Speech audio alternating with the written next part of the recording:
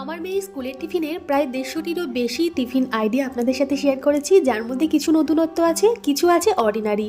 আজকে যে স্কুল টিফিনটা আমি ওকে বানিয়ে দিয়েছি তাতে আমাকে বেশি খাটাখাটনিও করতে হয়নি, অথচ ওর খুব পছন্দ হয়েছে। সকালে সবার জন্যই রুটি তৈরি করেছিলাম, তো আমি পাতলা করে আটার রুটি তৈরি করে নিলাম। প্রথমে ওই তাওয়াতেই একটু সর্ষের তেল গরম করে একটা ডিমে লবণ আর গোলমরিচের গুঁড়ো দিয়ে ফেটিয়ে অমলেট করে নিলাম। রুটি দিয়ে খাওয়ার জন্য পেঁয়াজকলি আলু ভেজেছি। পেঁয়াজকলি আমার মেয়ে মোটেও খেতে চায় না, তাই এইভাবে ডিমের গোলাটা ওপর থেকে কাঁচা থাকতে থাকতে পেঁয়াজকলি আলুটা আমি ছড়িয়ে দিলাম আর ওপর থেকে রুটিটা চাপা দিয়ে এপিট ওপিট একটু ভেজে নিলাম। এইভাবে পেঁয়াজকলি কিন্তু ও বুঝতেই পারবে না, অথচ পেঁয়াজকলি আলু ভাজাও খাওয়া হলো, রুটিও খাওয়া হলো, ডিমও খাওয়া হলো, আর পেটও বেশ কিছুক্ষণ ভরা থাকবে।